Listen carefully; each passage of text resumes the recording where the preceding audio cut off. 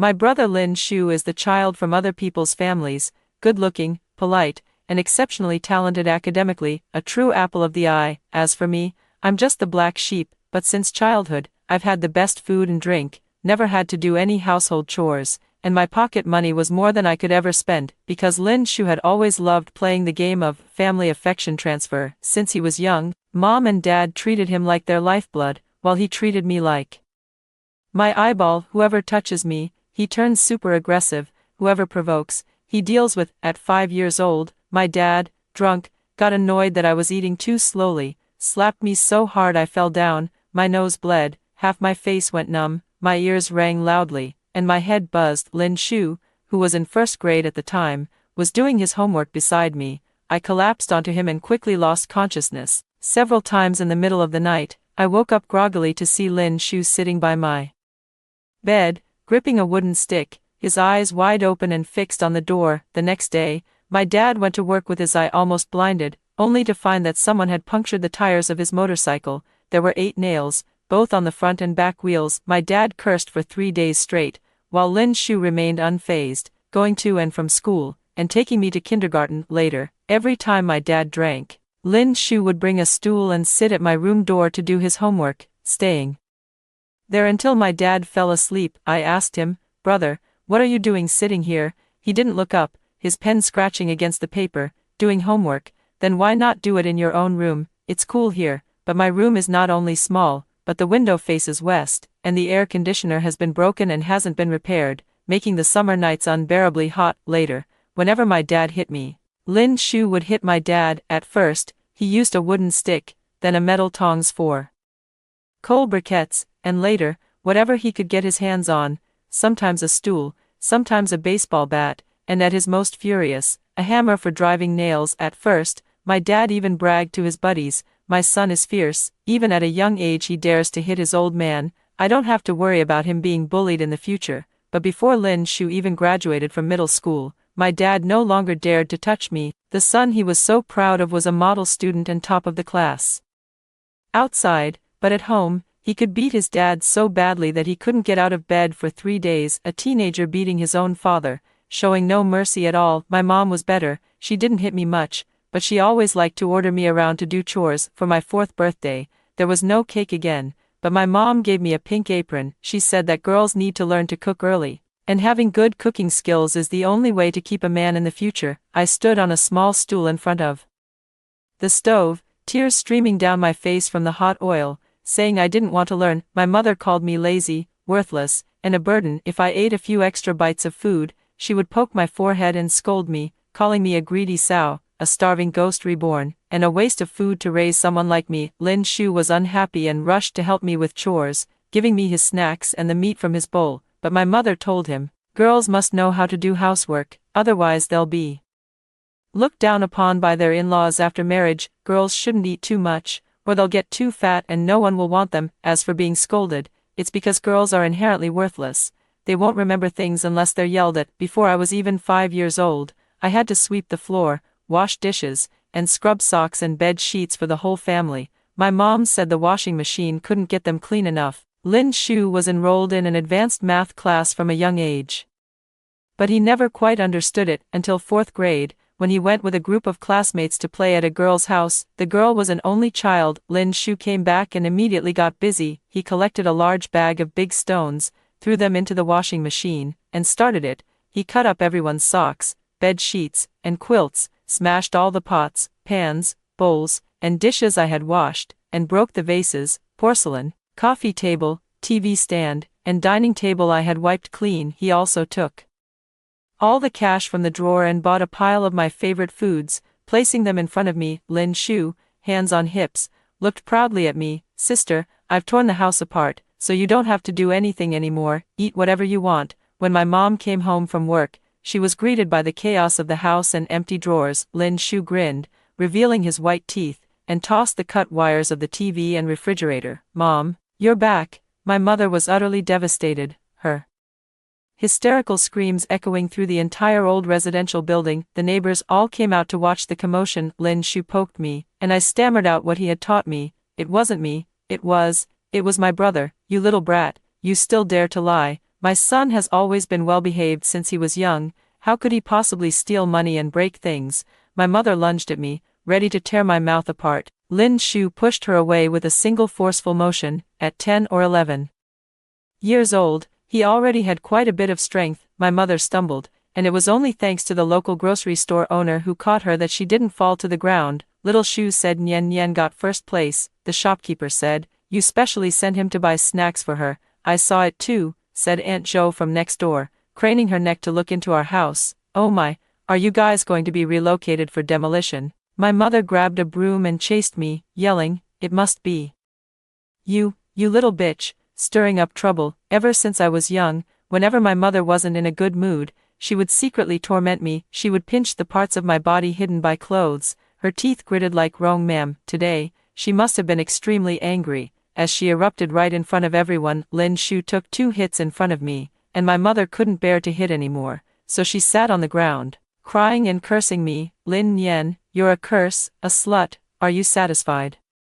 Now that the family is like this." Late at night, Lin Shu, while my mother was asleep, poured a large tube of 502 glue over her hands and mouth. My mother's hands were stuck to the bedsheet, unable to speak, her eyes filled with terrified tears. But that day my dad was away on a business trip, so no one could save her. "You can't hit or scold my sister," Lin Shu said with a grin. "If you hit her, your hand will break. If you scold her, your mouth will rot." After witnessing Lin Shu's super masculine demonic side, my parents quickly learned to restrain themselves.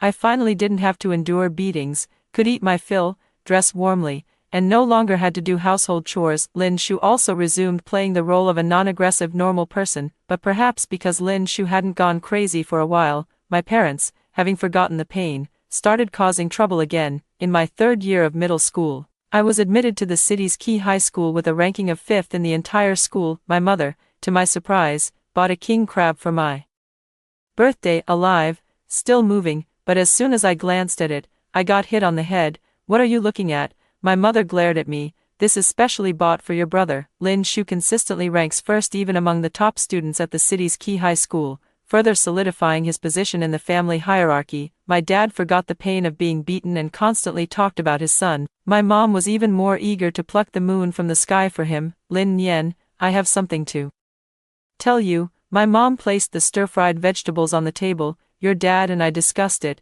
and you might as well not continue high school, go to Guangdong and work in a factory." My dad nodded. "Your brother is definitely going to Tsinghua or Peking University in the future. We can't let him live worse than others, so as his sister, you should help out." "I want to go to school," I whispered, my knuckles turning white from gripping the chopsticks tightly. My father shook his head. "How much would 3 years of high school tuition and living expenses cost? Finishing compulsory education is enough. You're not thinking about going to college, are you? I'm telling you, it's impossible." My mother waved her hand dismissively. "If you come out in your 20s, all the good men will already be taken. It's better to start working early and save some money for a couple of years. Later on, find a decent man to marry, have 2 healthy sons, and live a stable life. Isn't that better than running around outside and causing trouble? After your birthday, you'll go to report," my dad decisively declared. 2,800 a month, with meals and lodging included. "I've already arranged everything. I know you're not yet an adult." My mom's eyes gleamed with shrewdness. "I'll take you there and register using my ID. The salary will go straight to my card. No one will check." Even that was planned out. Before I could say anything, the door opened, and Lin Shu appeared at the entrance, carrying a backpack and holding a basketball. "What are you investigating?" Lin Shu tossed the basketball aside and looked back at my mother. His voice was calm, revealing no emotion. "Why are you back so soon?" My mother was taken aback and quickly put on a smile as she approached him. "Go take a shower right away. Mom will make king crab for you right away." Lin Shu avoided my mother's outstretched hand and, staring into her eyes, said word by word, "Repeat what you just said." My mother felt her scalp tingle under his gaze. My father didn't dare to lie, stammering as he spoke. "We were discussing whether Nian should stop studying and go work at the factory." Before he could finish, Lin Shu quickly walked into the room, his body bumping into a nearby dining chair, causing its legs to scrape against the floor with a harsh sound. He walked straight around the table toward the coffee table in the living room, where there was a fruit knife in the fruit bowl. My mother screamed, "Xiao Shu!" Lin Shu picked up the knife, and my father instinctively stepped back, raising his arm to shield his vital areas. The yellowish light from the old-fashioned incandescent bulb in the living room fell on the young man's handsome yet still boyish face, casting his shadow long and stretched. Clang, the tip of the knife pierced the wooden tabletop, standing right before my mother's eyes, its blade still trembling with a faint hum. My mother's face instantly turned deathly pale. My father roared, "Lin Shu, have you lost your mind?" Lin Shu ignored him, leaning forward with both hands braced on the table, staring at my mother from so close that the bloodshot veins in his eyes were clearly visible. "What did you make Nian Nian do?" My mother's lips trembled. We did it for this family, to lighten the burden on the household, for this family." Lin Shu laughed, a chilling smile that sent shivers down one's spine. "You're a director in the public sector, and my mother is a supervisor at the supermarket. In this small town, after deducting the 5 insurances and 1 fund, you still earn close to 10,000 a month. The house was left by my grandfather, with no mortgage, yet this family needs an underage girl to work to lighten the burden." He straightened up, his eyes crinkling with laughter. "Oh, the burden is to fund my university education, right? Well, I won't go to university either. Wherever my sister goes, I'll go too." Lin Shu shrugged, his tone light. "She works, I'll tighten screws. If anyone dares to marry her off, I'll break their legs. You can try. How dare you defy me?" My father finally couldn't hold back, slamming his hand on the table. "This family has fed and clothed her for over 10 years. Shouldn't she repay us? What's wrong with asking her to help out at home? You want repayment, is that it?" Lin Shu reached out, grasped the handle, and pulled the knife out. The sound of the blade leaving the table was very faint, almost inaudible. My father began to shrink back again. The blade turned toward Lin Shu himself, pressing against the boy's somewhat slender chest. "My son," my mother screamed, lunging forward like a madwoman to grab the blade, only to be yanked back by my father. The tip of the blade pressed deeper into the flesh, and the white t-shirt soon caved in, a vivid red blooming like a rose, striking and piercing to the eyes. I moved to intervene, but Lin Shu grabbed my wrist and pulled me back, his fingers tapping lightly on my skin. "Is that enough for her to finish high school?" he asked. "If not, I'll push it in further." "Put the knife down." My mother's voice cracked. "Mom is begging you, don't get excited." Lin Shu still smiled, his smile bright yet eerie, as the knife tip continued to press inward. "Whatever she owes you, I'll pay with my life." "Enough, enough." My father's face was as pale as paper, his tone pleading. "Put the knife down, and we'll support her." "Support her education?" Lin Shu stared at him for several seconds before finally letting go. The knife fell onto the table, bounced once, and then clattered to the floor with a series of metallic clangs. My mother rushed over to check his chest, but he pushed her away firmly and said coldly, "Remember, my sister's affairs are my decision to make." Lin Shu's hand was warm and strong, gripping me so tightly it hurt a little. I was dragged by him towards the exit, and when we reached the door, I couldn't help but glance back. My mother slumped in the chair, her face smeared with snot and tears. My father pointed at Lin Shu. You're going to drive me to an early grave." The king crab on the table was still moving, and the door closed behind us. The sky had completely darkened, the old residential building had no elevator, and the motion sensor light in the stairwell had been broken for a long time with no one to fix it. Lin Shu walked ahead of me, one hand still gripping mine tightly, as if afraid I might suddenly disappear. I was still shaken too.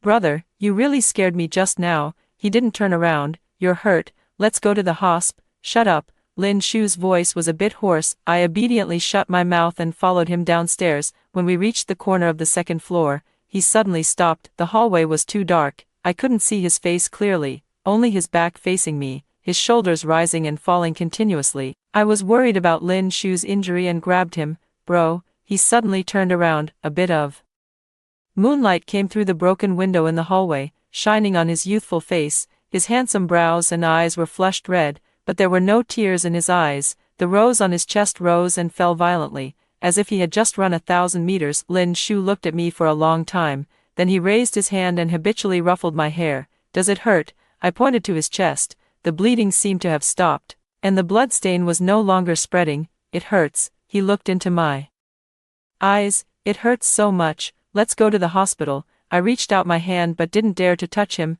"Don't hurt yourself like this again." Lin Shu smiled gently. "I promise you, brother." Then he grabbed my wrist again and led me downstairs. The moonlight was gone, and we walked forward hand in hand in the darkness. Lin Shu's back was straight, his shoulders not yet broad, but walking ahead of me. He felt like a wall. We reached the first floor, and he pushed open the unit door. Outside was a midsummer night, sultry, with a breeze, and a sky full of stars. Lin Shu stood at the door with his back to me and suddenly said, "Nyen Nyen." He fell silent for a moment. "Study hard, pursue your dreams, do what you want to do, leave the rest to your brother," he whispered. "In this lifetime, your brother will definitely protect you." For some reason, Lin Shu's voice choked up as he said this. I froze for a moment, then nodded firmly. "Okay." Lin Shu turned back with a smile, countless starlight spilling into his clear eyes, reflecting something within them that I couldn't understand. We went to the emergency room at a nearby hospital to treat Lin Shu's wound. Fortunately, the cut wasn't too deep and hadn't damaged any internal organs. I breathed a sigh of relief. "Brother knows his limits," Lin Shu said, smiling as he ruffled my hair. "I don't believe it. You say you're not going to read anymore. Yet you have your limits. Don't let this person's smiling face fool you. I've watched him grow up going crazy. If our parents don't compromise, he really will chase them to the factory to tighten screws. That's just to manipulate our parents. I still have to look out for you, so how could I ruin my own future?" Lin Shu smiled easily, patting his backpack. "Birthday present. Help yourself." I opened the backpack and found it stuffed with a large bouquet of sunflowers, vibrant and brilliant, resolute and soaring. Lin Shu took out the flowers and handed them to me, wishing my sister freedom and well-being. Year after year, I accepted them with delight, but at the bottom, I felt something hard, a small box. I took out the small box and opened it. Inside was a tiny golden bean, strung on a red cord. "It's gold, thank you, brother. Every year on my birthday, only Lin Shu puts thought into preparing gifts for me. He gives me his pocket money for daily expenses and his New Year's money for my birthday. As for me, my so-called pocket money is the 3 to 5 yuan my mother occasionally gives me in front of Lin Shu, which, when saved up, is just enough to buy sanitary pads. She also took all the New Year's money from me in secret, under the pretext of keeping it safe for me." "Like it?" Lin Shu asked with a smile. I nodded frantically. "Isn't gold every girl's favorite? It's not easy to get into the city's top school, if you can move up 100 places every month. I'll buy you a gold bean every month." "I'm curious, do you have that much New Year's money?" "Gold is really expensive. Since when have I ever lied to you?" "Alright, I'll listen to you. My home is far from the high school, and like Lin Shu, I ride my bike to and from school, which takes over 2 hours each way." Lin Shu is a top student who sleeps in until he misses morning self-study, and even when he gets home and plays video games, he still consistently ranks first. But I get up early and stay up late, and even if I cram like crazy on weekends, I can only manage to score in the middle of the pack. Especially during my period each month, my stomach hurts so much that I can't even ride my bike. Lin Shu got up early to pick me up, and in the evening, he made me brown sugar water and gave me a hot water bottle. But after finishing my first year of high school, although I had made some progress, I still hadn't earned a single gold medal. There were a few who came to confess their feelings. Lin Shu's name appeared not only on the academic achievement board but also on the adjacent disciplinary notice. Once they called him a top student, now they call him a school bully, and the school has called our home. My dad's face was very grim, refusing to take the food I served him. My mom was also displeased. "I told you that girls lose momentum after high school, and letting you go to school was already out of consideration for your brother. You ungrateful wretch, not only do you disgrace yourself by dating early, but you also harm your brother." Clang, the things on the dining table were overturned, and Lin Shu said with a smile, "No one wants to eat, then we won't eat." My dad skillfully dodged the hot soup and dishes, while my mom was left speechless. In my second year of high school, I applied to live on campus, where I could attend evening classes in the classroom, and I only went home once a month. Lin Shu was in his third year of high school and also lived on campus. My mom would call from time to time to check in on him and send him things every now and then. Lin Shu's living expenses were 1,500, while mine were 250. After deducting other necessary expenses, it was enough for one vegetarian dish and free soup per meal, with an occasional meat bun. It's just that sanitary pads at the school supermarket were a bit expensive, and I would get a little hungry during the last evening self-study session. My mom also said that preparing for the college entrance exam in the third year of high school was tough, so she asked me to regularly help Lin Shu wash his clothes. Don't listen to her. Lin Shu topped up my card with 500 yuan at the school laundry room, handed me all the food, and even gave me 1,000 yuan for living expenses every month. I refused. if you give all your money to me, what will you do? I have a scholarship. Lin Shu grinned at me and added, just spend it. In his second year of high school, Lin Shu participated in a competition and won first place, earning a 30,000 yuan prize. I genuinely envied him. Being a top student is just too awesome. I want to be one too. Bro believes in you. When Lin Shu graduated, I was already the top student in our grade, and he gave me 5 gold beans. He gave up the guaranteed admission and successfully got into a prestigious university in the capital. As soon as he left, the school's rich second-generation students cornered me in the laundry room to confess their feelings. Come study abroad with me, he said, waving his hand. I'll have my dad cover all your expenses. I asked, am I your father's long-lost biological daughter? Why is he interfering with me? The rich second-generation heir was stunned. If you want to learn from a tycoon, at least become one yourself first. I turned and left. Lin Shu took leave and rushed back to block the person in an alley, his smile chilling, taking advantage of my absence, trying to ruin my sister's future. The rich second-generation heir was terrified. Weren't you going to Beijing? I left, but I'm not dead. Lin Shu raised the baseball bat in his hand. The rich second-generation heir wasn't injured, but he dropped out of school the next day. The boy who ranked second in the grade also suddenly transferred schools. The third-ranked student in our grade confessed to me, saying he colluded with the rich second-generation kid only because he wanted the sole recommendation spot. If I had really agreed, there would be no chance of studying abroad, and I would have missed the college entrance exam. I asked, you and I are sworn enemies. Why would you tell me this? She scratched her head. Sister, I rely on my own abilities. I don't stoop to such underhanded tactics, but the guaranteed admission spot was still taken by her. Do you really think it's as easy as picking cabbage? There are still several months to go, so you'll have to endure it slowly. I'm liberated first. She wrinkled her cute little nose and dashed off in a flash. 1 week before the college entrance exam, my mom suddenly called my dormitory in tears, crying, your dad was in a car accident, and even the front of the car was crushed. He's not going to make it. I was startled. What about my brother? Has he been notified? Lin Shu is my father's lifeline. If he doesn't get to see him before he goes, I'm afraid he won't be able to rest in peace. He's rushing back now. You need to hurry and come home quickly. In a flurry, I asked my homeroom teacher for leave. Before leaving, I borrowed my roommate's phone to send Lin Shu a message. Brother, don't rush, be careful. Dad will wait for you. I was drugged and laid down in the room. The widower who paid the 30,000 yuan in betrothal gifts was chatting with my dad in the living room. In my hazy state, a strange woman's voice sounded by my bedside. Don't look at this girl being skinny, look at that butt. She'll be good for bearing children. Most importantly, she's smart. My mother's voice chimed in. She can even rank first in a city-level key school.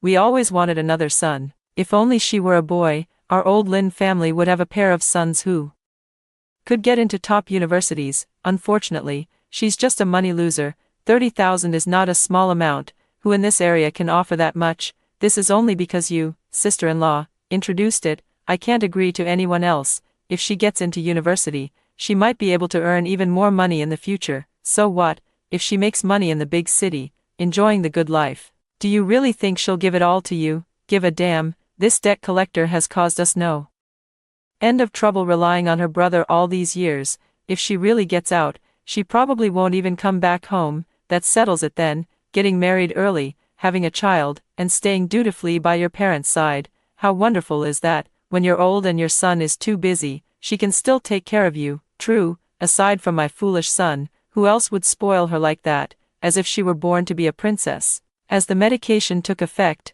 I passed out completely. At that moment, I no longer had a mom or dad. When I woke up again, I was in the hospital. Lin Shu was beside me, peeling an apple. Seeing me awake, he smiled and said, now that you've slept enough, hurry back to school. You came back to slack off right before exams, brother. I looked at his bandaged head and cried, unable to speak. Lin Shu still smiled. Why cry? There are others who should be crying. Focus on your exam. I'll be waiting for your good news. I wiped away my tears and nodded firmly. 2 days later, my mother called again, launching into a tirade right away. You vile wretch, abomination, how could I have given birth to such a debt collector? Why didn't you die of illness back then?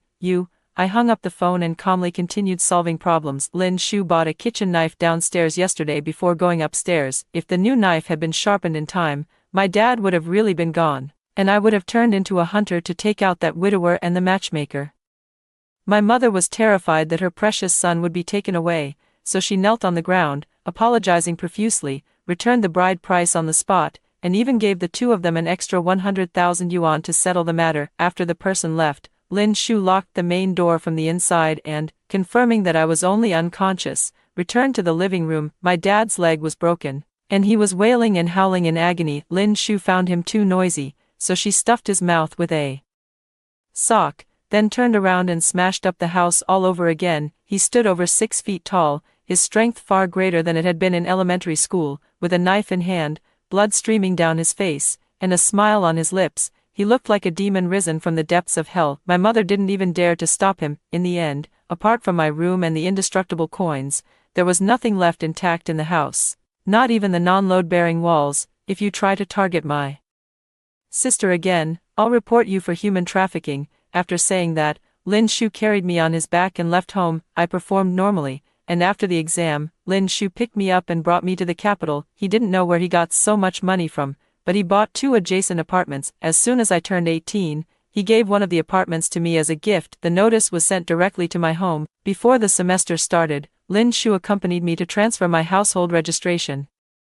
Last time he dismantled the house so thoroughly that my parents had to spend all their savings on renovations and borrow some money to buy new furniture. My father's leg still hadn't healed, and he was using a crutch. When Lin Shu returned, he instinctively started trembling. My mother didn't even dare to breathe heavily, fearing that a single misstep would set her precious son off again. Hand over the household register. Lin Shu slapped 2 sheets of paper onto the table. Sign here. From now on, Lin Yen has nothing to do with you. I took a look and saw that it was a disownment document, in duplicate, cut off ties. My father's face changed. And he shouted with unexpected courage, "What a joke, we raised her for over 10 years, and you think we can just cut ties? She must take care of us in our old age and see us off." Exactly. My mother pointed her finger at my nose and scolded, "You really are a thankless wretch, just got into college and now you want to run away, and you even convinced your brother to make us sign this. Not a chance." Raised her, Lin Shu sneered, his eyes sharp as knives. "You beat her, scolded her. Didn't even feed her enough as a child, deliberately left her out in the rain, let her burn with fever without taking her to the hospital, and if it weren't for the community pressuring you, you wouldn't even have let her go to school. Is that what you call raising her?" It turns out that the years I don't remember were even worse than the later ones. If it weren't for Lin Shu, I might have died many times already. Right. Lin Shu placed the pen on the coffee table, reached out to support the newly bought 60-inch big-screen TV, and gave a chilling smile. The malevolence around him instantly stirred up some memories. My mother finally broke down, sitting on the ground, pounding her chest and wailing, "You wretched child, what kind of spell did she cast on you to make you treat me this way?" My father was also wailing loudly, "Go check if there's anything else you need to take." Lin Shu sat down on the sofa with a commanding air. "I'll wait here." I nodded and walked into the small room I had once lived in, only to find it had been turned into a tea room, and all my things had been thrown away. Fine, it's a pity about the birthday gifts Lin Shu gave me every year. I turned around and smiled. There's nothing left. My parents were still wailing, while Lin Shu stood up and began rummaging through the house. It seemed like he was about to tear the place apart again. My mother was so frightened that she sprang to her feet and rushed into the room to fetch the household register. I successfully completed the formalities. On the day of departure, Lin Shu invited all the neighbors to our home. I knelt on the ground and kowtowed 3 times to my parents. My mother gritted her teeth in anger, while my father hesitated to speak, both of them clearly reluctant. Lin Shu took out a passbook and opened it, revealing a deposit of 400,000 yuan. "Sign here, and the money is yours," Lin Shu said with a smile. "If you don't sign, I'll never come back." My biological parents eventually signed the disownment document. Nian Nian, the supermarket owner's wife, held my hand. "Your brother still treats you very well. Ever since you were young, he's been coming to my store every day, buying all your favorite things. You can't disown him too." "Don't worry, Auntie," I smiled, "I'll take care of my brother in the future." "Who asked you to meddle?" Lin Shu patted my head. "Take care of yourself." I had intended to apply for a student loan, but Lin Shu directly transferred 1 million into my account. "With a brother like me, why would you need a loan?" Lin Shu frowned. "If you want to experience life, go shake some milk tea. If not, go to the library, go shopping, make friends, travel." "Where did you get so much money?" I looked at him suspiciously. Aren't you involved in some illegal activities? Lin Shu shrugged. My brother knows how to trade stocks and invest. He's got plenty of money. I nodded. All right. I'll pay you back once I start making money. Pay back my ass. I only have you as my sister. Who else would I spend my money on if not you? I wasn't convinced and shrugged as well, thinking to myself that things would be different once you get married. However, with the money from Lin Shu, my university life was quite easygoing. I studied what I needed to, played when I wanted to, and made friends. I just didn't date. They all said I seemed like an impenetrable fortress. As if I didn't lack love at all, and nothing could move me. I remained silent, continuing to apply for graduate programs abroad. Finally received an admission offer from a top German university. My best friend nearly fainted, urging me, "Be good, why don't we consider another country? I want to experience the most unforgettable 5 years of my 3-year life. Be good, I'll be back in 7 years. Lin Shu didn't try to stop me, only silently transferred another 2 million euros to me and bought a few gold bars. He said gold is a good investment, so it doesn't matter if I graduate. 10 years later, however, I only took 7 years to earn my PhD. The process was unbearable, but I survived in the end. Despite my advisor's repeated attempts to persuade me to stay, my boyfriend Qing Jia and I still planned to return to our home country to start a business. Lin Shu also didn't know if he was reincarnated as a money printing machine. Making money was as easy for him as breathing. When I returned to the country, he was already rolling in wealth, yet he wouldn't spare a single cent. When I mentioned starting a business, he blocked Qing Jia at the bathroom door. Want my sister to fork out money and technology? What are you up to? My sister-in-law stood with my niece, watching the scene unfold. My niece reminded in a childish voice, "Brother, my aunt won't marry a man who makes her do chores, and neither will I in the future." I corrected her, "You should call him uncle." My niece pointed confidently at Qing Jia's baby face and said, "You want me to call a handsome guy like him uncle? Then why don't you find someone who actually looks like an uncle?" Qing Jia, being naturally clueless, blushed and said without considering the child's presence, "Then should I do as I did in Germany, cook, do laundry, clean, and warm the bed for her?" Lin Shu clenched and unclenched his fist, but ultimately let it drop. This was the first time I had ever seen my brother want to hit someone but hold back. A huge improvement, but my sister-in-law shook her head. "My sister won't marry a man who lives off others either," Qing Jia immediately assured. "It won't interfere with working for Nian. I was like this back in Germany too. I often helped her stay up late running experiments and processing data." Little mouth, shut it. I covered his mouth. If all the international students found out that my life in Germany wasn't actually that miserable, how awkward would that be? Lin Shu, just because you actually thought about marrying my sister, Qing Jia, I do, but whether we get married or not depends on Nianian. Sister-in-law asked again, having a baby. Qing Jia's face turned even redder. "I'll follow Nianian's decision." 3 years later, my company made a profit. I wrote a check to return to Lin Shu, covering the total amount he had given me over the years along with the interest, even though no amount can truly repay it. But my sister-in-law, Shenryu, snatched it away and tore it to shreds. "Are we strangers now? Does your sister care about this little bit? I think you're just itching for a spanking." With that, she extended her delicate hand and gave my bottom a series of firm slaps. Lin Shu didn't stand up for me this time, turning his back as if it were the most natural thing in the world. Shenryu was perfect in every way, except for her slightly fiery temper. After getting married, Lin Shu moved into the newly purchased mansion, while I stayed in the original house. After returning to the country, the very next day, Shenryu showed up with a Japanese moving company. While the staff packed my belongings, this woman hit me. Slap. "Now that you've grown wings, you don't want your brother and me anymore." Slap. "I think you don't know who's in charge in this family." Slap. "Get back to the villa." That wasn't the first time she had hit me. The first time was when I was still in Germany, and Shenryu flew over to see me again. She's not like those domineering CEOs who can't afford a ticket to see their white moonlight. She seems to have money to spare.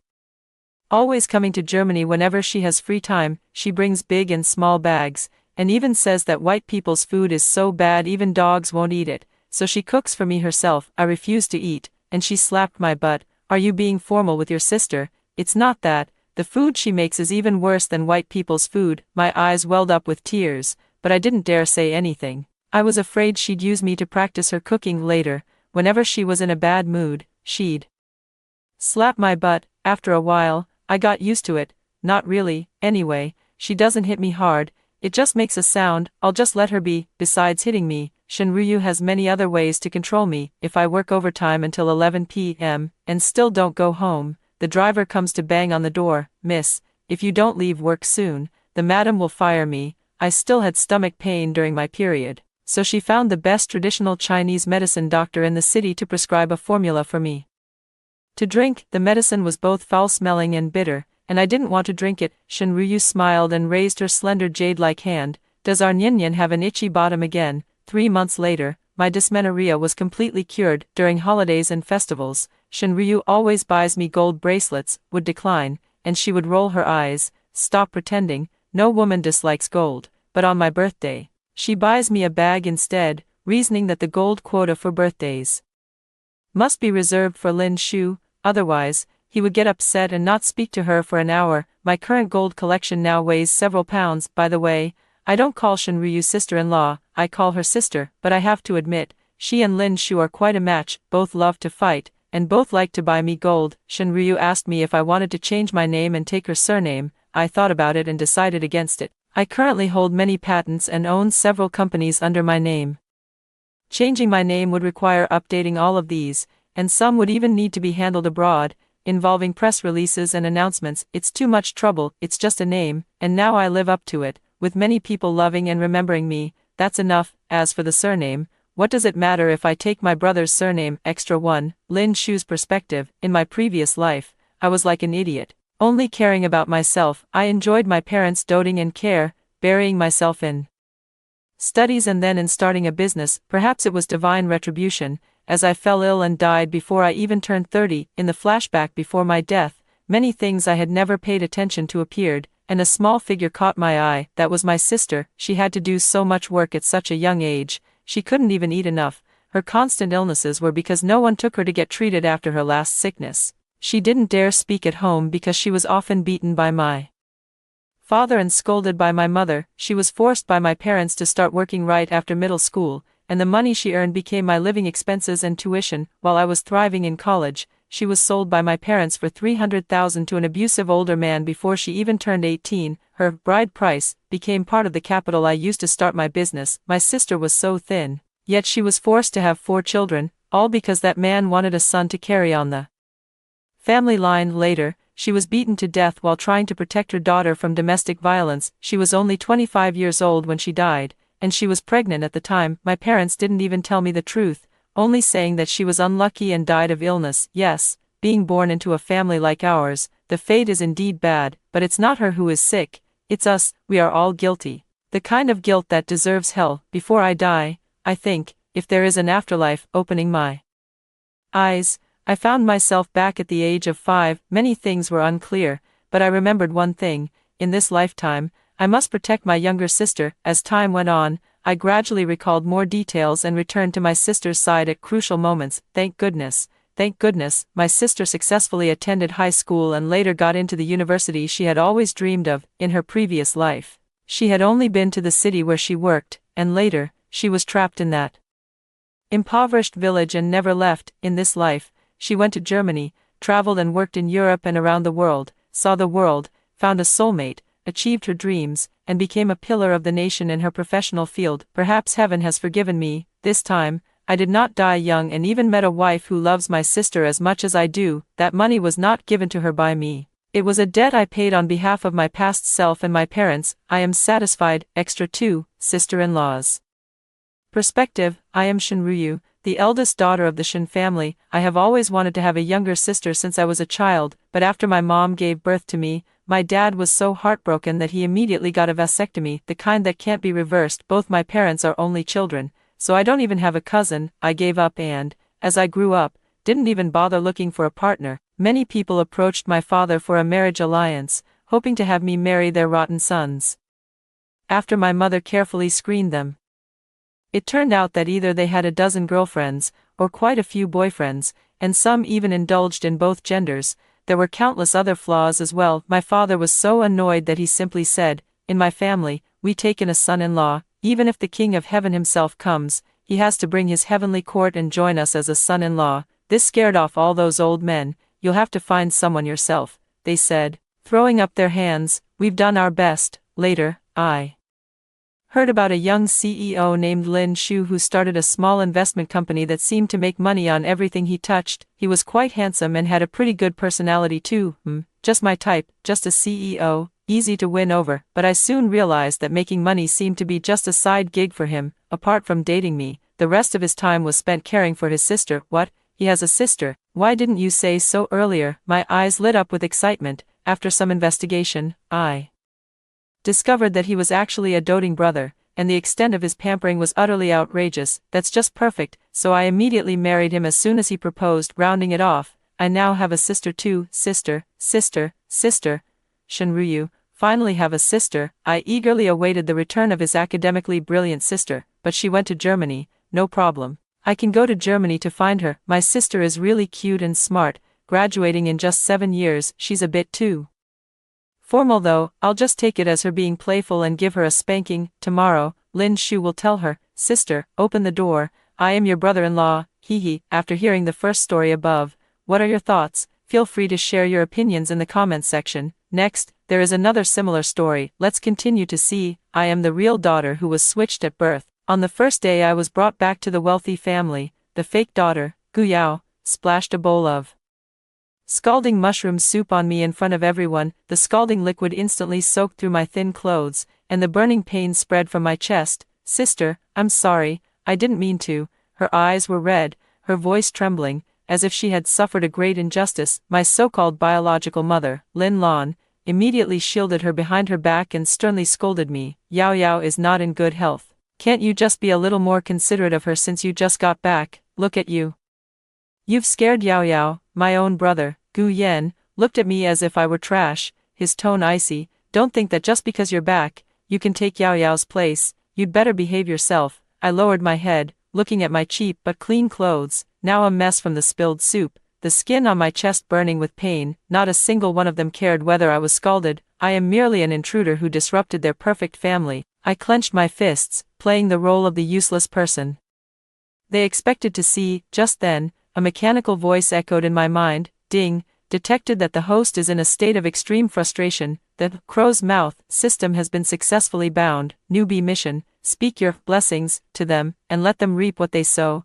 I raised my head, my gaze falling on Lin Lan, who was shielding Gu Yao. She was wearing an expensive haute couture gown, with exquisite makeup, ready to attend the charity gala that evening. I timidly spoke, my voice trembling slightly from restraint. Mom, please don't trip at the banquet tonight, otherwise, such a beautiful dress will be ruined." Lin Lan let out a scornful laugh, as if she had heard the biggest joke in the world, her well-maintained face quickly filling with impatience. "Jinx, get back to your room right now, and stop being an eyesore here." After she finished speaking, she gracefully linked arms with my father, Gu Zhenghai, and together with Gu Yao and Gu Yan, the harmonious family of 4 walked out the door. Their glamorous backs looked like that of a complete and happy family, while I was the mistake that had been forced in. The maid, with a stern face, led me to the servants' room in the farthest corner of the second floor. The room was cramped, with a musty smell of mildew in the air, containing only a single bed and an old, peeling wardrobe.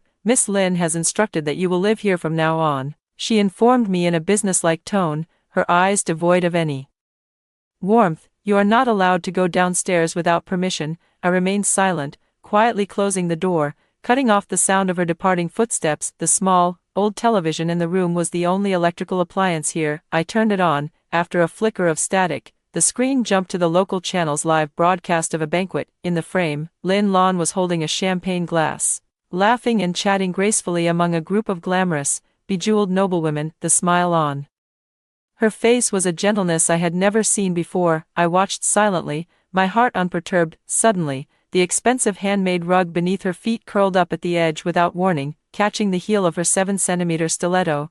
Ah! A short, sharp scream echoed through the entire banquet hall. One moment, Lin Lan was as graceful as a swan. The next, she landed face first on the ground in an utterly comical posture. A dull thud echoed, painful just to hear. The red wine glass flew from her hand, its dark red liquid tracing an arc through the air before splashing squarely onto her meticulously made-up face. The wine mixed with foundation, streaming down her cheeks in a pitiful mess. The live stream chat instantly flooded the entire screen. "Damn, a trip and fall on flat ground, and face first. Is this lady here for comedy? Ha ha ha ha. Sorry, I laughed like a pig. Is this the best live stream accident of the year? Is that red wine or blood on her face? Her makeup is all smeared. She looks like she just ran off a horror movie set. Isn't this Mrs. Gu from the Gu group? Did you forget to check the almanac before going out today? Gu Zhenghai and Gu Yan's expressions changed drastically as they rushed over in a flurry to help her up. Gu Yao then, considerately, crouched down, pretending to help straighten her disheveled skirt, her face wearing a pitiful expression that was perfectly acted. Watching her good sister act on the screen, I curled the corner of my mouth slightly and blessed her in a voice only I could hear. Yao Yao is truly a kind and good sister. You must be careful not to sprain your ankle. You dance so beautifully, and next month you'll be performing the opening dance for my brother's concert. As soon as the words were spoken in the live broadcast, just as Gu Yao was about to stand up, a startlingly crisp, crack sound came from her ankle. Her expression instantly froze. Then, twisted with immense pain, a scream tore from her throat as she fell to the ground, clutching her ankle and wailing loudly. In the banquet hall, one person had landed face first, while another sat on the floor, crying in agony. My dear father and brother were completely dumbfounded, standing in the middle, momentarily unsure which one to attend to first. I turned off the TV, and the room fell back into silence. Great, I can finally get a good night's sleep tonight. The entire banquet hall was thrown into complete chaos. My brother, Gu Yan, the doting older brother who always held Gu Yao in the palm of his hand, rushed over immediately, carefully scooping her up in his arms, ready to take her to the hospital. Holding her, he suddenly turned around, his eyes bloodshot as he glared at my father. It's all your fault. You had to bring this jinx back. Now Yao Yao is hurt. Are you satisfied? Gu Zhenghai's face darkened as if ink could drip from it. He turned around and roared like a beast at the guests around him who were constantly filming with their phones. No filming. Anyone who dares to post the photos is going against our Gu family. Watching Gu Yan carrying Gu Yao away in a frantic rush on the screen, the curve at the corner of my mouth deepened bit by bit. You're really good to your sister, I spoke softly, as if sharing some heartfelt words. Make sure to focus on driving, don't just keep looking at your sister, or you might accidentally rear-end the car in front, for example, a globally limited edition Rolls-Royce Phantom. I closed the TV with satisfaction, lay down on the small, cold, and hard bed, and closed my eyes. This was the most peaceful sleep I had since returning to this home. Half an hour later, a piercing phone ringtone woke me up.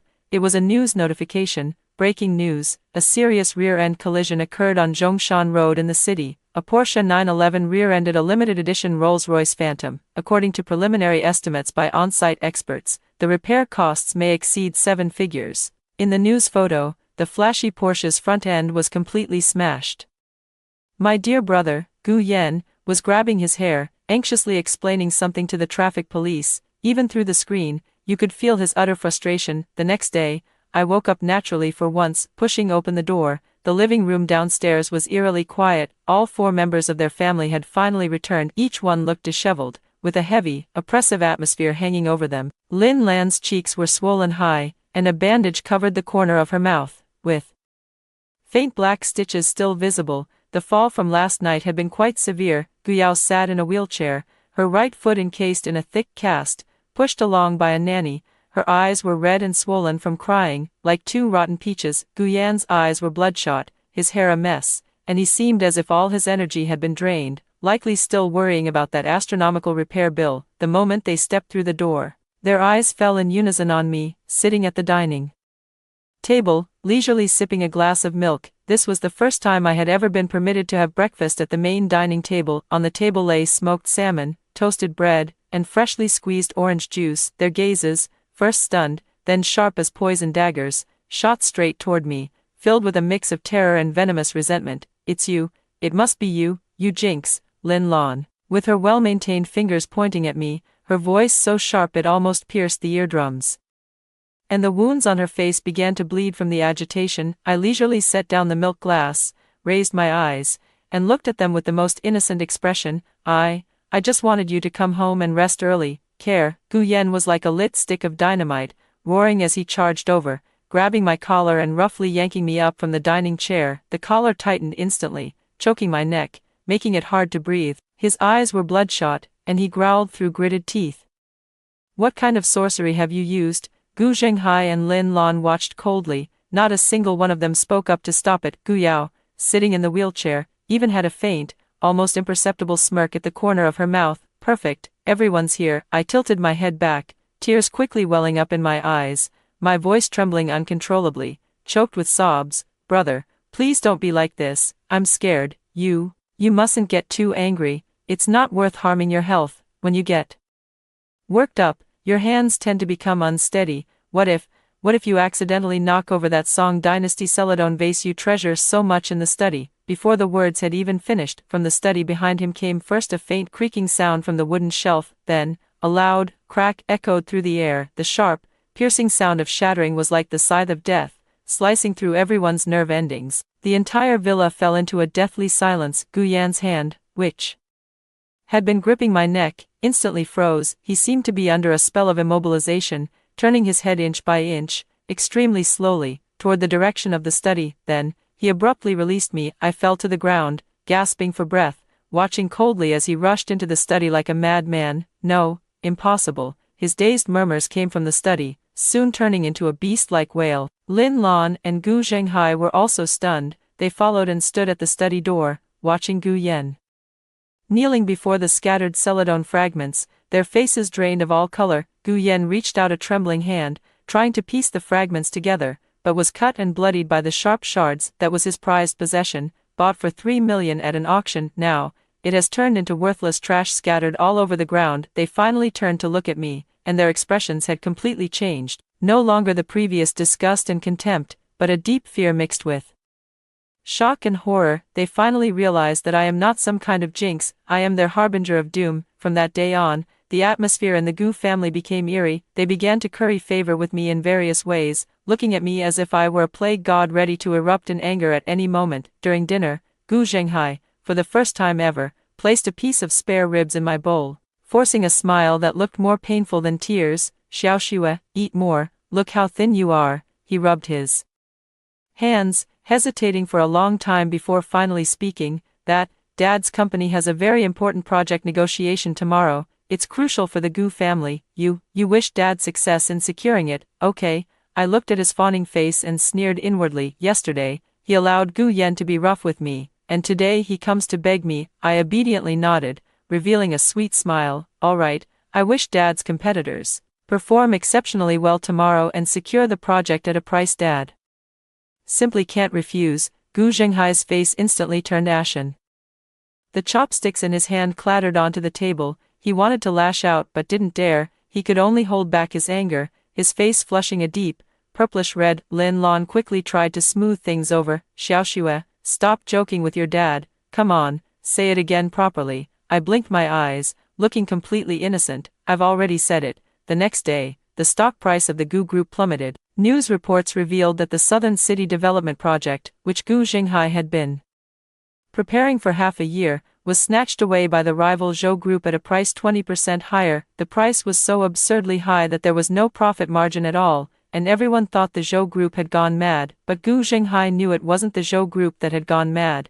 It was the irresistible price I had mentioned coming true. He was publicly questioned by several senior members at the board meeting due to the failure of this project. Completely losing face, in the evening, he returned home, utterly dejected, sitting on the sofa without saying a word. Gu Yao, sitting in a wheelchair, carefully moved closer to me. She put on a pitiful expression and took my hand. Sister, I was wrong, I shouldn't have spilled soup on you. Will you forgive me, please? I beg you. Wish for my foot to heal quickly. The doctor said if I don't take good care of it, I might never be able to dance again. What she prides herself on most is her ballet dancing. I looked at her foot in a cast and smiled gently. Great, I wish your doctor a sudden flash of inspiration, realizing that your bones were actually set wrong. To ensure you can still dance beautifully in the future, he decides to break and reset them right away. Gu Yao's smile froze on her face, quickly turning into terror. No, I don't want to, she screamed, trying to stand up from the wheelchair,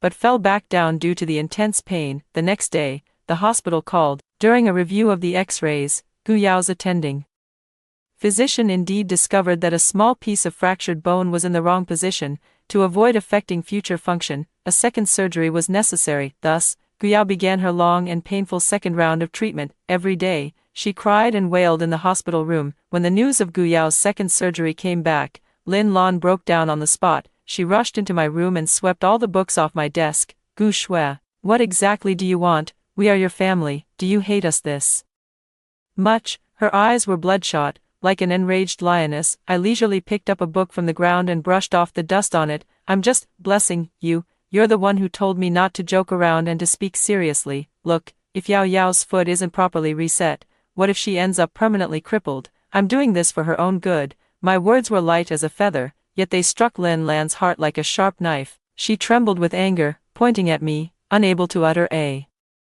word for a long time. You demon, I laughed. Don't say that, Mom. You've been so worn out lately because of Yao Yao and my brother's matters. Even the wrinkles at the corners of your eyes have deepened. I wish you eternal youth and beauty, with skin as smooth as a freshly peeled egg. Lin Lan was taken aback for a moment. Instinctively reaching up to touch her face, she shot me a skeptical glare before turning and rushing out of the room. That very evening, she spent a fortune to hire the city's best beauty team to come to her home for a treatment. The next morning, she appeared in the dining room glowing, and her skin had indeed visibly improved. She looked at herself in the mirror and showed a long-lost smile, her gaze toward me softening considerably. You still have a bit of a conscience, she said smugly to Gu Zhenghai. It seems that as long as we treat her a little better, she will still bless us. Gu Zhenghai and Gu Yan also seemed to let out a sigh of relief. However, by the afternoon, Lin Lan's face began to look off. Her skin became unusually sensitive, starting to turn red and itch. By evening, her entire face was swollen like a pig's head, covered in red rashes and unbearably itchy. She screamed in terror, locked herself in the room, and frantically scratched her face. The family doctor rushed over and diagnosed it as a severe allergy, specifically an allergy to her favorite set of high-end skincare products. Madam, I'm afraid you won't be able to use any cosmetics or skincare products from now on. Smooth as a peeled egg. Yes, after the allergic swelling subsides, her face will shed a layer of skin, just like being reborn. It's just that this process is enough to drive her, someone who values her appearance more than her life, completely insane. Lin Lan's face is completely ruined. She locked herself in her room, refusing to see anyone, and every day, her hysterical screams and the sound of things being smashed could be heard. The atmosphere at home was suffocatingly tense. Gu Yan's gaze towards me was like a venom-tipped ice arrow. He hadn't yet gathered the money to compensate for the Rolls-Royce, and to keep the funds flowing. A high-risk project he had invested in had lost everything overnight. He blamed all his failures on me. That day, he brought in a master from who knows where, dressed in Taoist robes and looking like an immortal. The master circled around me twice, muttering incantations. This woman is filled with overwhelming resentment, a sign of a cursed loner. We must perform a ritual to exorcise the evil, or the Gu family will be ruined. Gu Yan immediately seized upon this as a lifeline. Master, please perform the ritual quickly. Gu Zhenghai also looked grave, tacitly approving Gu Yan's actions. I was forcibly pressed into a chair, while the so-called master brandished a peachwood sword in front of me, gesturing wildly and spraying some unknown liquid from his mouth. Utterly disgusting. I looked coldly at that charlatan putting on an act. Master, you seem to possess profound spiritual power. I bless you. May your power surge today. May the heavenly thunder cheer for you, allowing you to achieve enlightenment and ascend on the spot. The master paused his movements and glanced at me with disdain. Stop your nonsense. I will capture you today. As soon as he finished speaking, the originally clear sky outside the window suddenly became overcast with dark clouds. Boom, a bolt of thunder struck.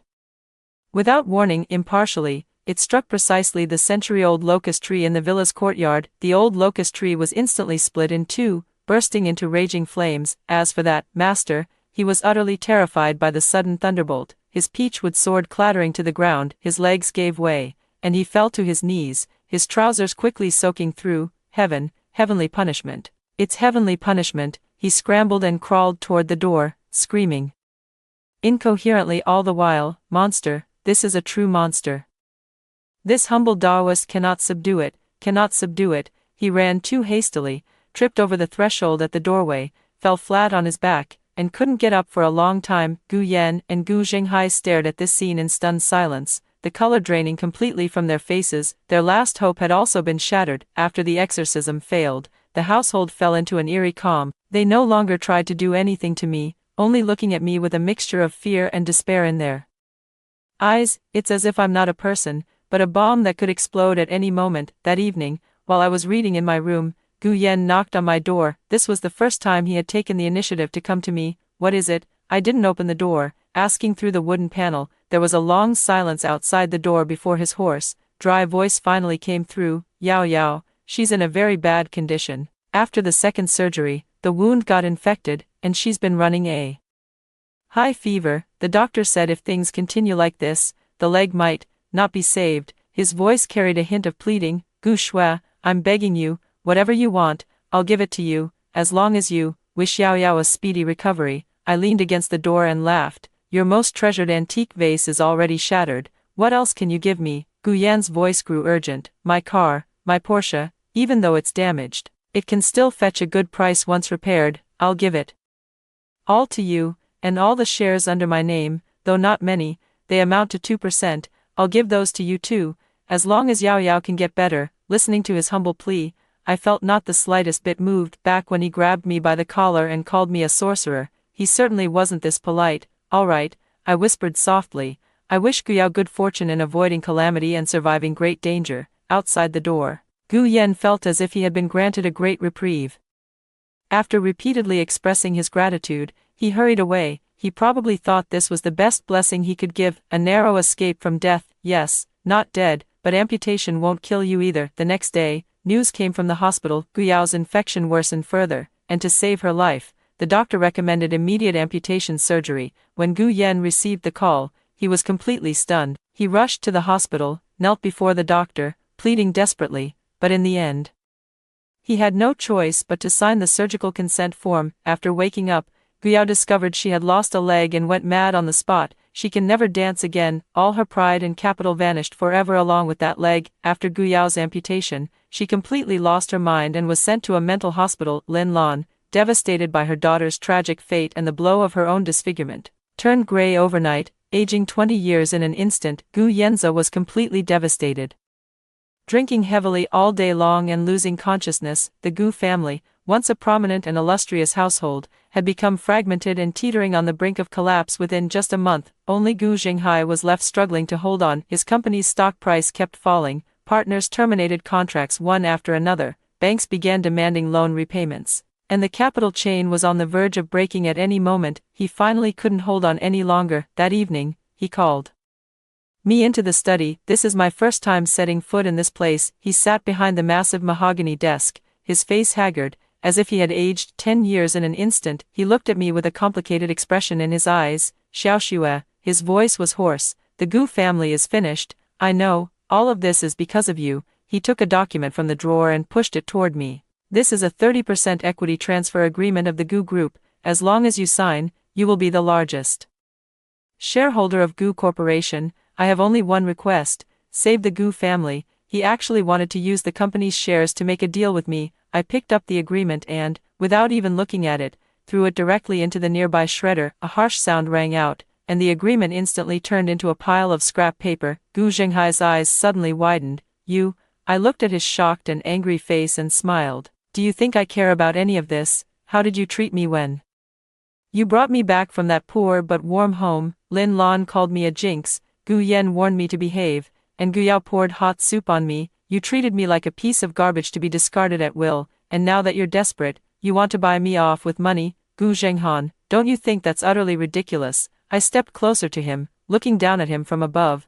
What I want has never been your money. What I want is for you to taste the pain I've endured. It's for you to kneel down and beg me. Gu Zhenghai's body trembled violently. He braced himself against the table to keep from collapsing. He looked at me as if I were a demon crawling out of hell. You, what do you want? What do I want? I tilted my head. I wish your Gu family nothing but poverty, debt, and eternal ruin. As my words fell, Gu Zhenghai's phone began to ring frantically. His hand trembled as he answered the call, and his assistant's panicked voice came through from the other end. Chairman Gu, it's bad. The Tax Bureau and Securities Commission suddenly showed up at our door, saying they want to audit our company's accounts. Our biggest creditors have joined forces to apply for asset preservation, and all the company's accounts have been frozen. It's over, Chairman Gu, we're completely finished. The phone slipped from Gu Zhenghai's hand, fell to the ground, and the screen shattered into pieces. He seemed to have all his strength drained from him, slumping into the chair, his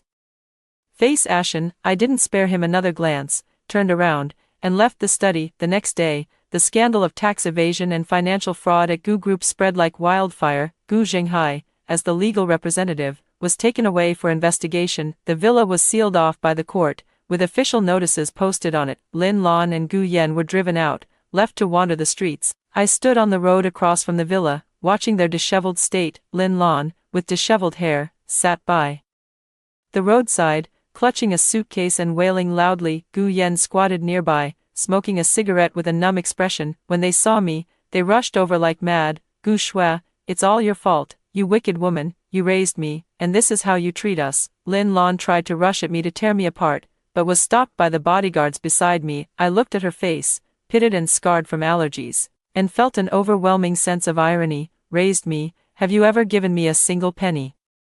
Have you ever shown me a kind look?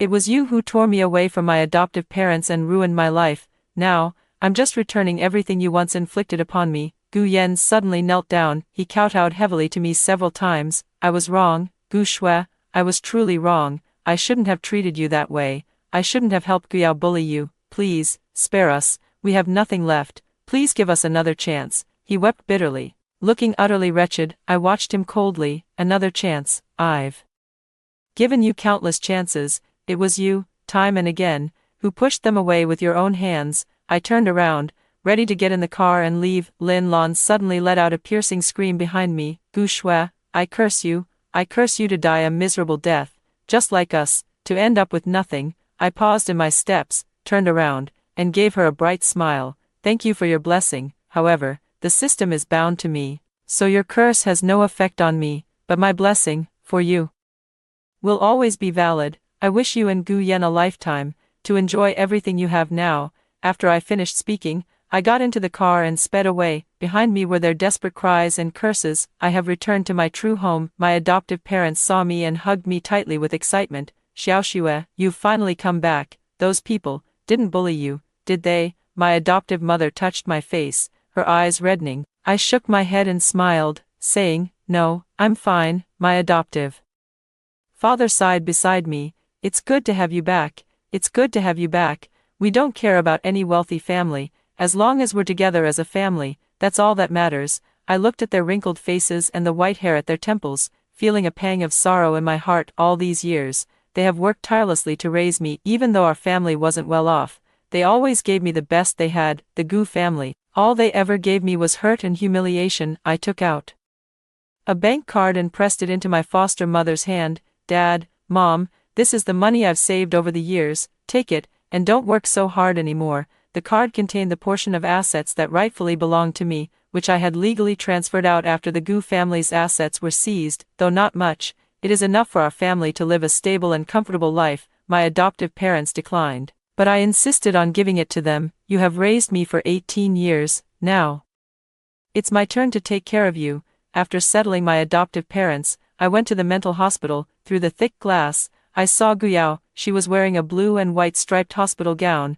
her hair shaved very short, clutching a pillow, muttering incessantly to herself, my legs, where are my legs? I am the best dancer, my legs. She would cry one moment and laugh the next, completely lost in her own world. The nurse said she repeated these words hundreds of times every day. I watched her quietly for a while before turning to leave. I did not wish for her recovery. Living in her own fantasy might be the best ending for her. After leaving the mental hospital, I received an unexpected phone call. It was my adoptive brother, Lin Hao. He is the biological son of my adoptive parents, a down-to-earth programmer who has always been very kind to me. Xiaoxue, are you okay? On the other end of the phone, his voice sounded hesitant. I'm fine, brother. What's wrong? I saw the news about the Gu family. He paused, then cautiously asked, are those really related to you? He finally found out, remained silent for a moment, not denying it. Yes. There was a long silence on the other end of the phone. Just when I thought he would criticize me like Gu Yan, he let out a long sigh of relief.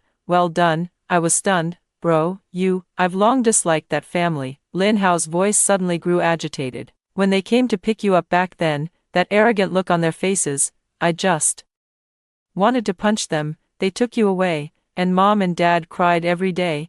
I wanted to rush over and snatch you back from them. Xiaoxue, you've suffered. Whatever you do, I'll support you." Listening to his clumsy yet sincere words of comfort, my eyes grew warm. This is my family. No matter what I become, they are the family who will unconditionally stand by my side. Later, I heard a lot about the aftermath of the Gu family. Gu Zhenghai was sentenced to 20 years in prison for multiple charges. Lin Lan couldn't handle the blow and developed mental issues, ending up in the same psychiatric hospital as Gu Yao, where mother and daughter became fellow patients. As for Gu Yan, after wandering the streets for a while, he got into a drunken brawl and accidentally severely injured someone, landing himself in prison. In the end, each member of their family paid the price for their actions in different places. As for me, I used the remaining money to buy my adoptive parents a bigger house and invested in my adoptive brother's company. His company was developing very well and soon became a well-known enterprise in the industry. Our family's life was getting better and better. The crow's mouth system automatically unbound after I completed my revenge against the Gu family. Newbie mission completed. Final evaluation, SSS rank. The host has successfully taken control of their destiny. The system is automatically unbinding, wishing you a pleasant life.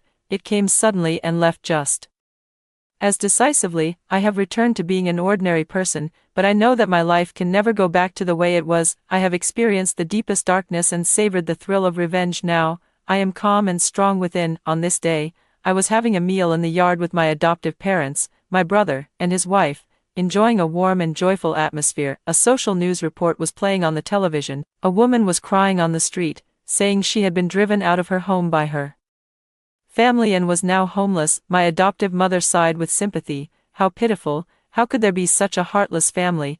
I looked at the familiar yet unfamiliar face on the TV, disfigured and changed, and smiled faintly. Pitiful people often have their own detestable qualities. I picked up a piece of food and placed it in my adoptive mother's bowl. "Mom, let's eat." The sun was just right, and the breeze was gentle. My brand new life was just beginning. After hearing the two stories